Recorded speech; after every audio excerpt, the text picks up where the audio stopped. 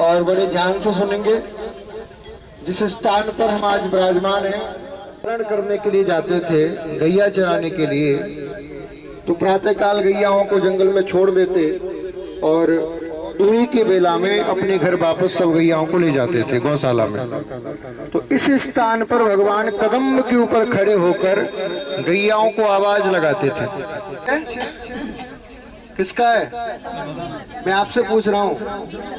पील का वृक्ष है। इसी प्रकार के वृक्षों पर भगवान खड़े होकर और आवाज लगाते थे। कैसे? अरे श्यामा, आप भी लगाओ ना। अरे सुरभि, अरे कामधेनु, अरे भूरी, अरे कारी, अरे जल्दी चलो घर पे, मैया बुला रही है। इसी प्रकार भगवान यहाँ आवाज लगाते थे, बंसी का नाद करते थे और भगवान की इस आवाज को सुन के सारी गैया दौड़ी चली आती थी। ये वो स्थान है। इसी स्थान पर आज से लगभग 550 वर्ष पूर्व रूप गोस्वामी जी ने साधना की थी। चैतन्य महाप्रभु जी के दो प्रिय शिष्य सनातन गोस्वामी और रूप गोस्वामी दोनों भाई भाई थे। तो रूप गोस्वामी जी से मिलने के लिए एक दिन सनातन गोस्वामी यहाँ पर आए। अब जैसे सनातन गोस्वामी जी आए तो सनातन गोस्वामी जी का एकदम जीर्ण शीर्ण दुबला पतला शरीर देखकर रूप गोस्वामी जी के मन में भाव आया कि मेरा भैया बड़ा कमजोर हो गया है, इसको यदि मेरे पास खीर का साधन होता तो खीर खिलाता। अब जैसी मन में आया, भगवान तो भक्त की हर इच्छा को पूरी करने वाले हैं। राधा रानी ने सोचा या बाबा के पास ना गैया है ना मैया है, ना तो कोई खीर दूध आवेगो ना खीर बनेगी, कहाँ से आवेगो। तो जी बाबा खीर की याचना कर रहा है, क्या करूं। तो जैसे ही सनातन गोस्वामी आए, रूप गोस्वामी नेत्र बंद करके बैठे, बोले राधा रानी अब खीर की व्यवस्था कहाँ से होगी। इतना सुनते ही राधा रानी स्वयं अपने हाथों से खीर बना के लाई, एक मटकी में रख के। और रूप गोस्वामी बाबा से कहा, बोले बाबा निहाल अली क्या बात है, आज हमारे घर में गैया ब्याई है और हमारी मैया ने खीर बनाई है। तो हमारी मैया ने कही कि रूप गोस्वामी को बाबा रेवे टेर कदम पे बापू खीर दे के यहाँ। तो बाबा मैं तुम्हारी काजे खीर देने की कहीं आई हूँ, लो खीर खा लो। बाबा ने कहा लाली तू खीर तो लाई है, लेकिन मेरे पास तो कोई पात्र ही ना है जो खीरें रख सकूं। बोले बाबा कोई बात ना, ये पात्र मैं तुमको देके जा रही हूँ, जब ये खत्म है जाए तब पात्र वापस कर जाइए। अरे लाली तू कैसी बात करे, मुकू तो तेरा नाम पतो, घर कछु नहीं पतो।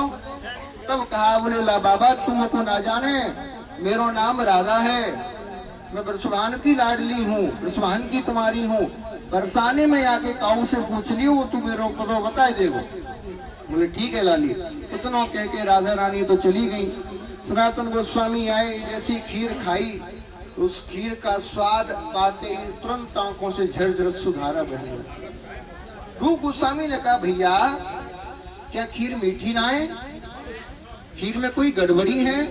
बोले नहीं भैया। तो रो क्यों रहे हो। बोले बावरी ये बता खीर आई कहाँ से, इतनी स्वादिष्ट खीर कहाँ से आई। बोले एक लाली आई थी, कह रही थी हमारे घर गैया भी आई है तो मैया ने खीर भेजी है। अच्छा वो लाली कहाँ रहे वे। बोले बरसाने में कह रही थी कि कोई सुभान है बाकी चोरी है। बोले चल देख के हमें पूरे गांव में घूमे, लेकिन कोई वृषभानु नाम को बाबा मिलो ही ना, कोई घर ही ना मिलो। तब तो दोनों बैठ के खूब रोए। बोले हमारे काजे राधा रानी खीर बना के अपने हाथन से लाई और हम पहचान ना पाए। और इतना भाव रूप गोस्वामी सनातन गोस्वामी के अंदर आ गए हो कि खीर तो खाई, साथ में जब मटकी में लाई, मटकी हुए पीस पीस के महाराज पूरी खा गए, इतना भाव। तो ये वो स्थान है टेर कदम जहाँ राधा रानी स्वयं अपने हाथों से खीर बना के लाई। बोला भैया खीर खिलाने को विशेष महत्व है। जो राधा रानी को खीर खिलावे, ब्रजवासी को खीर खिलावे, भक्ति को खीर कदम पे खाएं, संकल्प का महत्व होता है। यहाँ आप राधा रानी के मंदिर में दर्शन करने जाओ तो राधा रानी को कल के प्रसाद में या भोजन में वितरित करवा दिया जाएगा। वृंदावन में राधा की जय।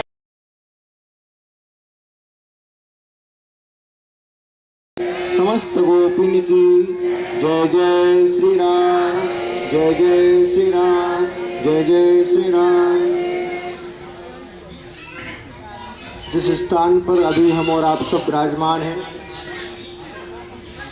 इसका नाम है ऐचा दाऊ जी। क्या नाम है? आपने कभी ऐसे नाम सुने हैं? क्योंकि ये ब्रज है, यहाँ पर हर काम उल्टा ही होता है। हमारे ब्रज में क्या करें? टेढ़े सो प्रसन्न, टेढ़ी बातन सो अति प्रसन्न, टेढ़े टेढ़े नखरे अनेक काना कारे के, हमसो टिड़ाई कर भूल मत करियो कोई, क्योंकि हम हैं उपासी एक टेढ़ी टांग वाले के। ये ब्रज में सब टेढ़ा ही टेढ़ा होता है महाराज। और देखो वैसे ही है रहे महाराज, चेला तो महाराज यहाँ से जाके पांव पसार सोवे, और जितने साधु संत ब्राह्मण हैं वो सब सेवा करें। यही तो ब्रज को आनंद है। अब यहाँ की थोड़ी महिमा सुन लीजिए, क्या कथा है यहाँ की। श्री कृष्ण बलदेव जी के साथ इस ब्रजमंडल में रहे और लगभग 11 दिन 56 दिन तक भगवान ने ब्रज में लीलाएं की। लेकिन एक दिन बंसी बट पर ठाकुर जी बंसी का नाद कर रहे थे। नारद जी आए और नारद जी ने प्रार्थना की, बोले हे नारायण, आखिर कब तक आप माखन खाओगे, कब तक बंसी बजाओगे? आप माखन खाने के लिए या बंसी बजाने के लिए आपने अवतार नहीं लिया है।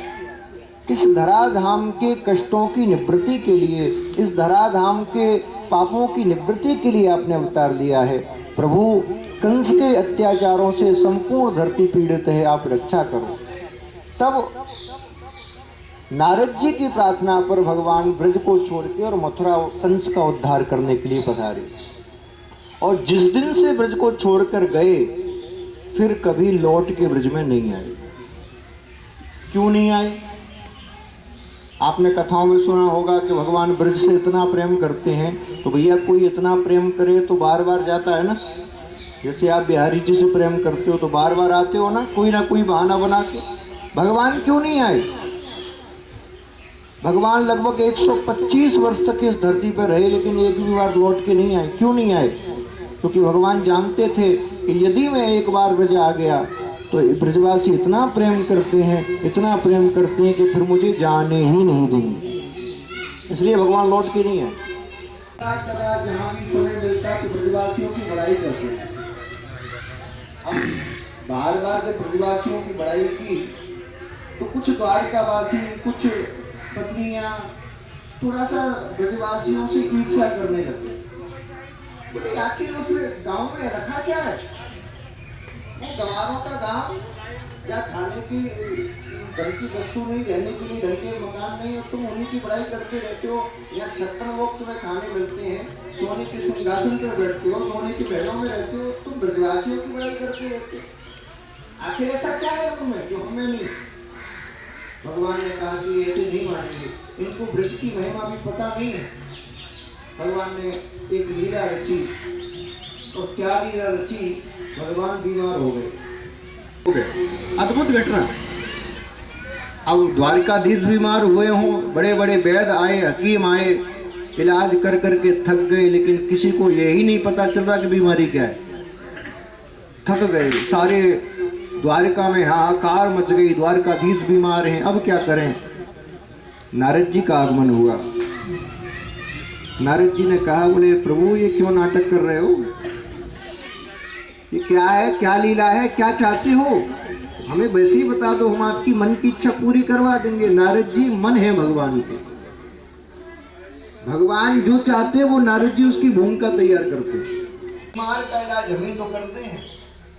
जो काम, क्रोध, लोभ, मद, मोह, माया, ईश्वर की बीमारी हम लोगों को हो गई है, उसका इलाज संत ही तो करते हैं। नारद जी ने कहा मैं इलाज करूंगा। नब्ज तोड़ी और पता किया, बोले बीमारी क्या है? तो सबने एकजुट होकर कहा, बोले महाराज बताओ क्या बीमारी है? बोले बीमारी पता चल गई। क्या? बोले वो अपनी चरण की रज इनके माथे पर लगा दे तो ये रोग समाप्त हो जाएगा। अब तो जितने वहाँ खड़े थे, पत्नियां, सुने, द्वारकावासी, सबने कहा इसमें क्या बड़ी बात है, लो हम अभी लगाए देते। नारद जी ने कहा लगा तो दोगे, लेकिन सुनो ये नारायण हैं, द्वारकाधीश हैं।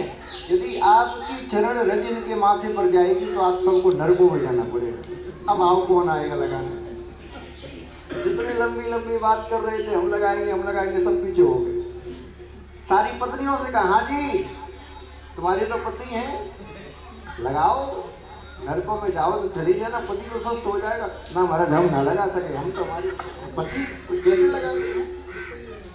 कोई भी एक भी व्यक्ति द्वारिका का तैयार नहीं हुआ।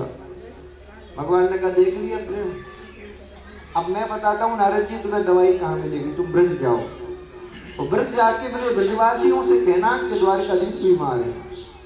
नारद जी ब्रज आए और ब्रजवासियों से कहा, बोले गोपियों कृष्ण का संदेश लेके आया हूँ, सारे काम दाम छोड़ के गोपियां दौड़ी, बताओ क्या बात है, क्या बात है? तो कहा तुम्हारे कृष्ण पर संकट है। इतना सुनते ही सारी गोपियां रुदन करने लगी। नारद जी हमें बताओ, प्राण देकर भी अपने कृष्ण की रक्षा करेंगे, क्या संकट है? तो कहा उनको बेह रोग हो गया है। उपचार क्या है? बोले कोई प्रेमी अपने चरण की रज उनके माथे पर लगा दे तो रोग समाप्त हो जाए। सारे गोपियों ने एक क्षण भी गवाए बिना अपने चरण की रज ली और नारद जी की झोली भर दी। नारद जी ने कहा बावरी हो गई हो, तुम जानती नहीं वो नारायण है, तुम्हारे चरण की रज उनके माथे पर लगेगी तो नरकों में जाना पड़ेगा। सारी प्रजांगनाएं एक स्वर में बोली, बोले नारद जी हमारे प्रियतम यदि हमारे नरक में जाने से सुखी होते हो, उनकी बीमारी का इलाज होता हो तो एक नहीं हम जन्म जन्मांतर तक के लिए नरक में जाने के लिए तैयार हैं। एक नहीं, जन्म जन्मांतर तक के लिए हमारे कृष्ण को दुख नहीं होना चाहिए। झोली भर के ब्रजरज लाए, द्वारकावासी देखते रह गए। बोले महाराज कहाँ से लाए हो? बोले ब्रजमंडल से लाए हैं। और जैसे ही ब्रजरज को माथे में लगाया तुरंत कृष्ण की बीमारी दूर हो गई और द्वारकाधीश मंद मंदमती से मुस्कुराने लग गए। तब सबने एक स्वर में होके कहा, बोले भैया कृष्ण यहाँ संदेश दे रहे हैं कि यदि आप अपने पुरुषार्थ से मेहनत से कुछ बड़ा प्राप्त कर लो, बड़े बन जाओ, सामर्थ्यवान बन जाओ, उस सामर्थ्यवान बन के भी अपनी पैतृक भूमि को ना भूलें। जिस स्थान पर आपने जन्म लिया है, जिन लोगों के साथ आपका बचपन गुजरा है, उन लोगों को ना भूलें। सामर्थ्यवान बनने के बाद उनकी भी याद करें और उनको भी सामर्थ्यवान बनाने का प्रयत्न करें। ये प्रत्येक मानव का धर्म है। हम क्या करते हैं, धन दौलत कमा लेते हैं और जिस घर में खेले थे, जिस घर में जन्म हुआ, उस गरीबी को भूल जाते हैं, उस घर को भूल जाते हैं। नहीं, ये हमें नहीं करना है, कृष्ण हमें सिखाते हैं।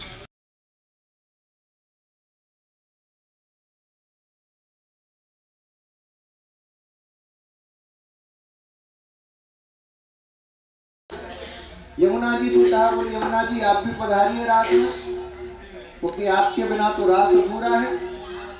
आप साक्षात कृष्ण स्वरूपा हो, आप आओगी तो कृष्ण की कमी पूरी हो जाएगी। यमुना जी ने कहा, बोले क्षमा करना दाऊ जी, हम नहीं आएंगे। क्यों नहीं आओगी? बोले हम कृष्ण की पत्नी हैं और रिश्ते में आप हमारे जेठ लगते हो। है? लेकिन हमारे बज में क्या है, भले जेठ लगे लेकिन 1 महीना तो जेठ को हो गए। जेठ लगे तो काम है। हमारे ब्रज में होली गावे, बोले होली में जेठ कहे भाभी होली में। ये ब्रज ऐसा है कि जब होली का मौसम आता है तो जेठ भी अपनी भाभी को भाभी कहता है, अपनी छोटी भाई की घरवाली को भाभी कहता है। ये ब्रज वो ब्रज है। यमुना जी से कहा आप भी पधारो। जब यमुना जी नहीं आई तो बलराम जी को क्रोध आया, मेरी आज्ञा का उल्लंघन करती हो, तुम्हें पता नहीं मैं यहाँ का राजा हूँ। राज आज्ञा का उल्लंघन करना बहुत बड़ा अपराध होता है। तो जब क्रोध आया तो अपना हल निकाला और हल के द्वारा यमुना जी को खींचा और जैसे ही खींचा तो उस स्थान पर यमुना जी को खींच के ले आए। तो यमुना जी को हल से खींचा, इसीलिए नाम पड़ गया ऐचा दाऊ जी। क्योंकि खींचा तो हमारी तुम्हारी भाषा में कहते हैं, ब्रज की भाषा में खींचने को कहते हैं ऐचना। ऐचना तो जो ऐचा तो नाम पड़ गया ऐचा दाऊ जी। और इसी स्थान पर फिर दाऊ जी ने सब गोपियों के साथ दिव्य रास किया। रास कैसे किया? नाच नाच के गा गा के। तो भैया दाऊ जी ने रास किया हम भी सब किसी ना किसी जमाने की कृष्ण की गोपी ही रहे होंगे, तभी तो भगवान ने हमको बुलाया, वरना सबको थोड़ी बुलाते हैं। तो आप बैठे बैठे ही या खड़े होना है तो खड़े होकर भी, हाँ ढोलक के साथ जरा 2 मिनट के लिए मेरे संग गाओ भाव से।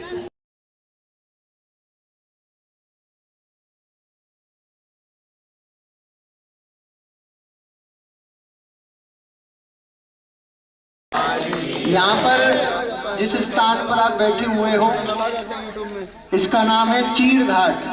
क्या नाम है? आपने कथा श्रवण की होगी कि सारी गोपियां कात्यायनी मैया का पूजन करने के लिए जाती थी, लेकिन एक अपराध करती थी। क्या? यमुना में नग्न स्नान करते थे। और शास्त्र कहता है सोते समय, यात्रा करते समय, स्नान करते समय, दान करते समय और भोजन करते समय कभी भी नग्न नहीं रहना चाहिए। तो गोपियां नग्न स्नान करती।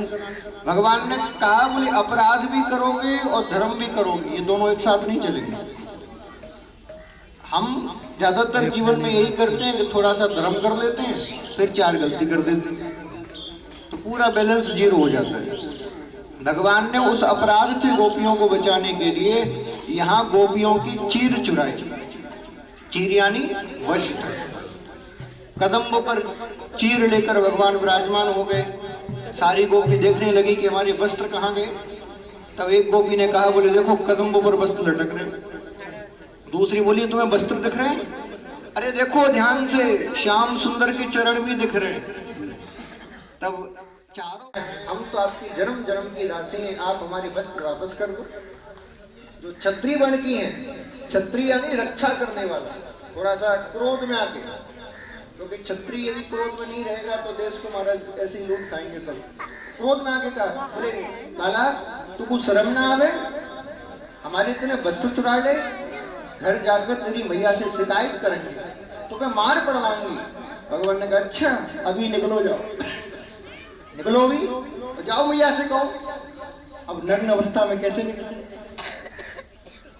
तीसरे वैश्यवर्ण, वैश्यानी बनिया, जो दुनिया का सबसे चालाक आदमी होता है, सबसे चालाक, जानता है लड़ाई झगड़े में कुछ नहीं रखता, जहां प्रेम से काम हो जाए वहां लड़ने की क्या।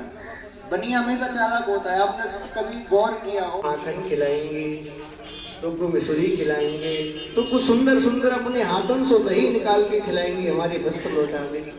और चौथे वर्ण, शूद्र वर्ण की जो गोपियां हैं वो कह रही है श्याम सुंदर ते दास्य, हे श्याम सुंदर हम तेरी दासी हैं। स्वामी और दासी के बीच में कैसा पर्दा, आप हमारे वस्त्रों को लौटा दो। भगवान ने कहा मैं आपके वस्त्रों को तो लौटा दूंगा, लेकिन मुझे वचन दीजिए आज के बाद आप नग्न स्नान यमुना में नहीं करोगे। तब सब गोपियों ने वचन दिया कि आज के बाद हम नग्न स्नान नहीं करेंगे। और जब सब गोपियों ने वचन दे दिया उसके बाद भगवान ने सबके वस्त्र वापस किए। ये तो गोपियों के अंदर से जब द्वैत समाप्त हो गया महाराज में, तो गोपियों ने क्या किया, खुद ही कृष्ण बन गई। गोपी और कृष्ण में कोई भेद ही नहीं रहा। प्रेम गली अति सागरी या में दो न समाए, जब मैं था तब हरि नहीं, अब हरि है मैं ना। ये द्वैत समाप्त करने के लिए भगवान ने लीला की, क्योंकि थोड़े ही दिनों बाद भगवान को महाराज करना था, और महाराज तो जब तक हो ही नहीं सकता जब तक द्वैत समाप्त ना हो। नंद गोप सुतम देवी पतिं मे कुरुते नमः। यहाँ दर्शन स्नान करने के बाद कात्यायनी मैया से प्रार्थना की, हे कात्यायनी मैया आप इस नंद के कुमार को हमारे पति के रूप में हमें प्राप्त कराएं। तो भैया किसी को चाहिए पति के रूप में? कौन को चाहिए? श्री कृष्ण पति के रूप में किसको चाहिए? हाथ उठा के बताओ। तो जो है बाबू क्या करोगे? जो पहले थे बाबू क्या करोगे बता दो।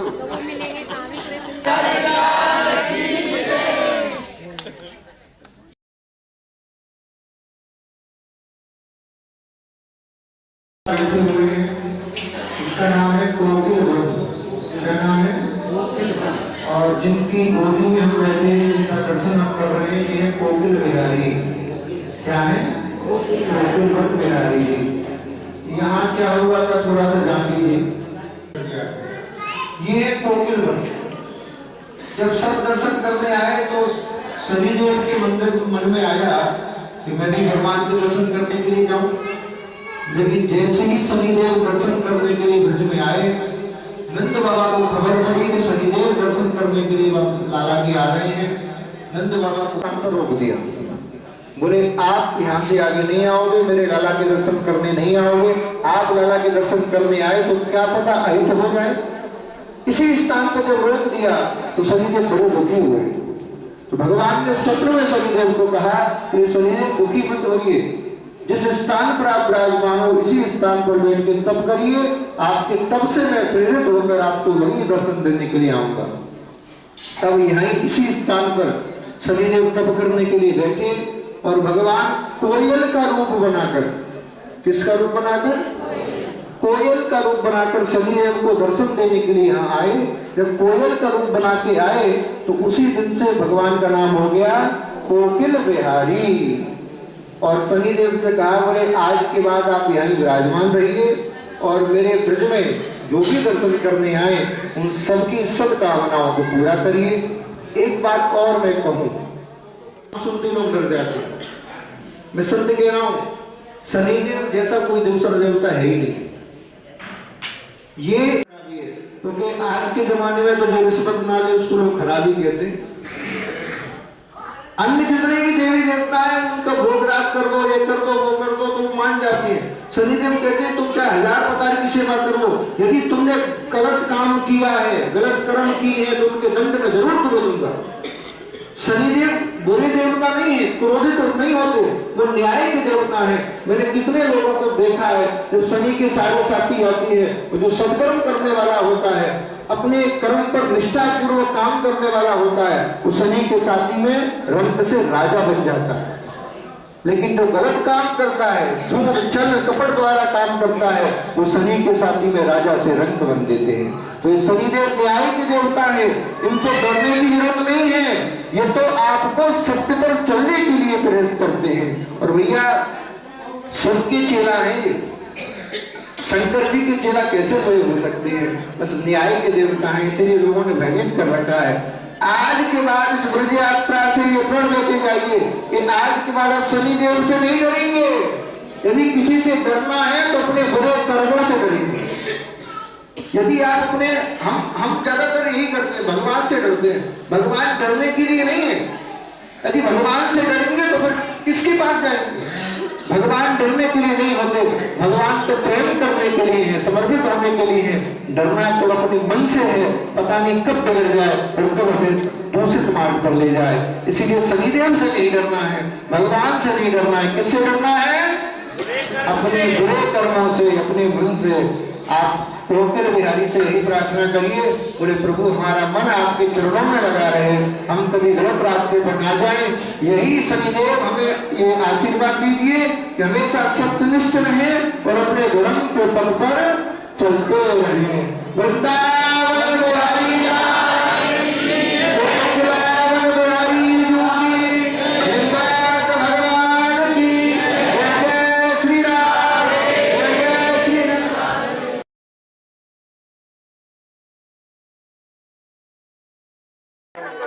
नमस्कार। जैसा कि लगातार आप 84 कोस की परिक्रमा में देख रहे हैं और अब हम मौजूद हैं चौमुआ के स्वामी बाबा कुंड में। इसको हम बूढ़े बाबा कुंड भी कहते हैं। यहाँ पे आपको बता दें कि हर कार्तिक के महीने में मेला का भी आयोजन किया जाता है और यह भी मानना होता है कि यहाँ पर इस कुंड में स्नान करने से लोगों के जो रोग होते हैं, जैसे सफेदा, कई तमाम प्रकार के जो रोग होते हैं वो मुक्त हो जाते हैं। इसकी जानकारी पूरी विस्तार से हमारे सामने महाराज जी हितेंद्र कृष्ण महाराज जी सामने खड़े, हम उनसे पूरी तरीके से लेंगे। महाराज जी हमें इस महाकुंड के बारे में बताइए कि इसका क्या है, क्या मतलब इनकी क्या महिमा है, कैसे लोगों के रोग समाप्त होते हैं, इनका नाम, ये जो हम यहाँ पे मौजूद है उसकी पूरी कथा के बारे में बताइए। बोली वृंदावन बिहारी लाल की। सभी ध्यान से श्रवण करेंगे। जिस कुंड के हम दर्शन कर रहे हैं इसकी एक अद्भुत कथा है। ये स्थान है स्वामी बाबा का। आज से लगभग 1000 वर्ष पूर्व का इसका इतिहास रहा हुआ है। स्वामी बाबा नामक एक सिद्ध संत महात्मा यहाँ विराजमान थे। उन्होंने ब्रजवासियों को दर्शन दिया। बोले मैं इस कुंड में अंदर पड़ा हुआ हूँ, आप मेरी मूर्ति बनवाइए, मेरा विग्रह स्थापित कराइए। लेकिन कोई भी व्यक्ति बिना स्वार्थ के तो कुछ करता नहीं। तो स्वामी बाबा ने कहा, बोले ऐसा करने से मैं आपको एक विशेष आशीर्वाद भी दूंगा। तो ब्रजवासियों ने कहा, बाबा हमको कहा देवे को। तो कहा कि इस कुंड की ऐसी महिमा होगी, किसी भी व्यक्ति के किसी भी प्रकार का चर्म रोग हो, किसी के सफ़ेद दाग होते हैं, किसी की खाज होती है, किसी की खुजली होती है, किसी के धब्बे होते हैं, अन्य प्रकार के चर्म रोग, बोले जो भी इस कुंड में डुबकी लगाएगा, स्नान करेगा, इसकी रज को लेके अपने शरीर पर मलेगा, उसके संपूर्ण चर्म रोग समाप्त हो जाएंगे।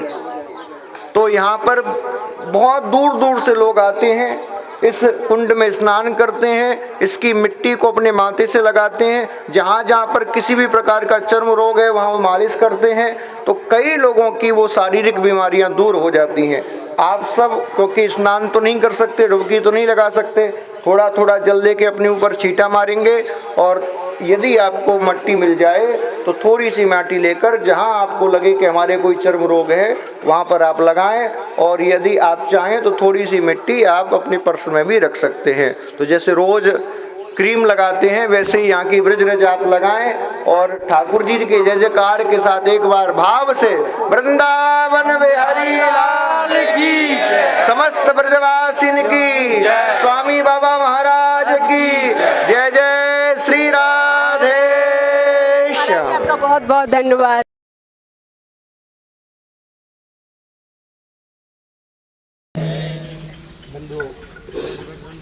ये हमारी ब्रज की इस यात्रा का अंतिम पड़ाव, पता नहीं कल हो ना हो, संसार में खर्च कर दिया। आज तेरी कृपा से, किसी जन्म के पुण्य के प्रभाव से तेरी नगरी में आने का, तेरी कथा सुनने का, तेरी ब्रज रच में बैठने का सौभाग्य मिला है।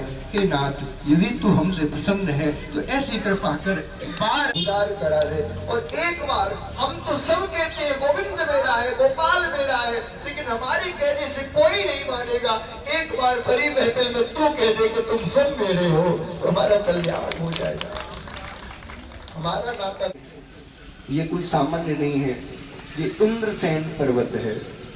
कौन सा? इंद्रसेन। यहाँ भगवान ने इंद्र का भी मान मर्दन किया था, और इंद्र ने जो स्वर्ग का सम्राट है उसने कहा, बोले प्रभु मोरहू बनाओ तो बनाओ वृंदावन को, कूक कूक कुहक कुहक हरि को रिझाऊंगो, बंदर जो बनाओ तो बनाओ वृंदावन को, अरे कूद कूद डालिन पे चोर को जगाऊंगा, भिक्षुक जो बनाओ तो बनाओ वृंदावन को, माग माग कूक हरिदासन सो खाऊंगो, रंगी को कीजे कीर बैठ यमुना के तीर, श्यामा श्याम श्यामा श्याम श्यामा श्याम गाऊंगो, मैं राधे राधे राधे राधे राधे राधे गाऊंगो। तो ये वो भूमि है जहाँ इंद्र भी वास करने के लिए तरसता है। यानी कोई अपने घर से रोटी बांध के लाया है, कोई अचार लाया है, कोई खीर ले आया, कोई माखन ले आया, कोई कुछ ले आया, तो ऐसे पत्ते इनको तोड़ा, पत्तल बनाई, दोना बनाई, उरीन में बैठ के खाते थे। एक दिन की बात, मधुमंगल कृष्ण सखा इत्यादि ने कहा, बोले लाला हम रोज पत्तल बनाते हैं, समय बहुत खर्च होता है, और इतने में धौरी गाय कहीं और चली जाती है, श्यामा कहीं और भाग जाती है, हम तो पत्तल बनाती रह जाते हैं। रोज का काम है तो क्या करें, कुछ ऐसी व्यवस्था कर दो कि यहीं बर्तन बन जाए। भगवान ने कहा यहाँ तो जंगल है, बर्तन घर पे लेके यहाँ छुपाओ दो तो कोई ना कोई ले जावे। वो खान खाएंगे, इन्हीं में खीर पिएंगे, इन्हीं में महाराज मधुकरी मांगेंगे, और इन्हीं में मक्खन बैठ के हम खाया करेंगे। तो उन्हीं कटोरा थालियों का आपने दर्शन किया है।